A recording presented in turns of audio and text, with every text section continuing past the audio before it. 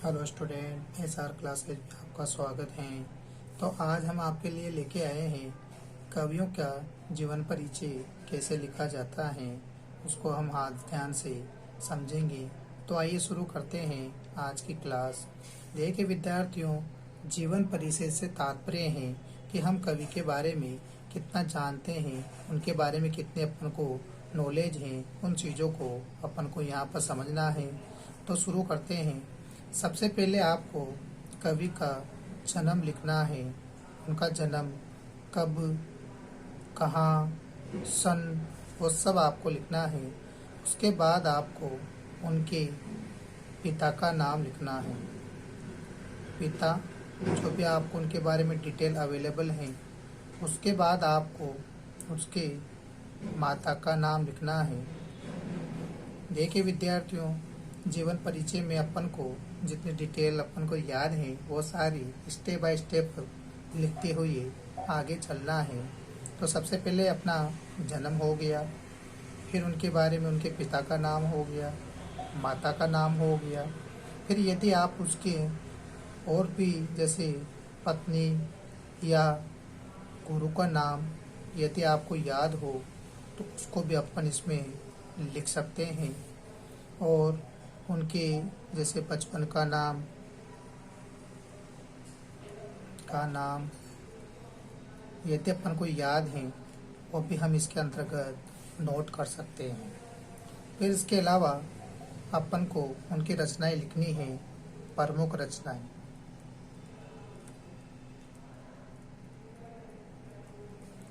प्रमुख रचनाएं जितनी भी रचनाएं इस बुक में दे रखी हैं उसमें अपन को जितनी भी रचनाएं हैं वो इनमें लिखनी है। और कम से कम 5 रचनाओं का वर्णन तो यहाँ पे करना ही है। जीवन परिचय में कम से कम 5 रचनाओं का होना जरूरी है। तो आपको यहाँ पर 5 रचनाएं कवि की लिखनी है। उसके बाद पुरस्कार, ये सबसे इम्पोर्टेंट माने जाते हैं। इनका डिटेल भी अपन को इनमें लिखना जरूरी है।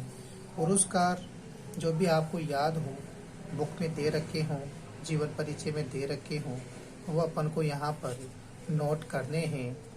उसके बाद जो भी डिटेल आपको उनके बारे में लिखना है, कम से कम 7-8 लाइनें आपको इसमें नोट करना है।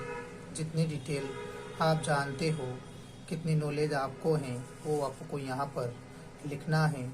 और सबके बाद में अपन को मृत्यु लिखना है, कवि की मृत्यु लिखना है। जो भी बुक में दे रखी होगी वो आपको नोट करना है। तो विद्यार्थियों, जीवन परिचय लिखने का मतलब सबसे पहले आपको जन्म लिखना है, फिर उसके बाद पिता का नाम लिखना है, माता का नाम लिखना है।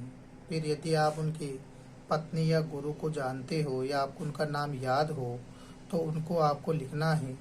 बहुत सारे कवियों के बचपन के नाम या उपनाम होते हैं तो आपको वो भी इसमें नोट कर सकते हैं। उसके बाद बुक के अंदर उनकी प्रमुख रचनाएं दी हुई हैं तो उन रचनाओं को नोट करना है। जहाँ तक हो पूरी रचनाएं लिखने की कोशिश करें, लेकिन फिर भी कम से कम 5 रचनाएं तो अपन को लिखना ही है। उसके बाद आगे चलते हैं। पुरस्कार, पुरस्कार कवि को अपने जीवन में कौन कौन से पुरस्कार मिले हैं उन पुरस्कारों को यहाँ पे नोट करना है। और कम से कम 3 पुरस्कार तो अपन को इसमें रखने ही हैं, अर्थात लिखने ही हैं। उसके बाद जो भी आपने उसके बारे में बुक से ज्ञान अर्जित किया है, समझा है, जो भी जाना है, वो डिटेल आपको कम से कम 8 लाइनों में, कम से कम 8 लाइन अपन को इसमें लिखनी है। और सबसे लास्ट में कवि की मृत्यु के बारे में या मृत्यु की दिनांक अपन को लिखना है। तो ये जो तरीका है, यही तरीके से आधार पे कवि का जीवन परिचय लिखा जाता है। और इसी नियम को अपन को फॉलो करना है।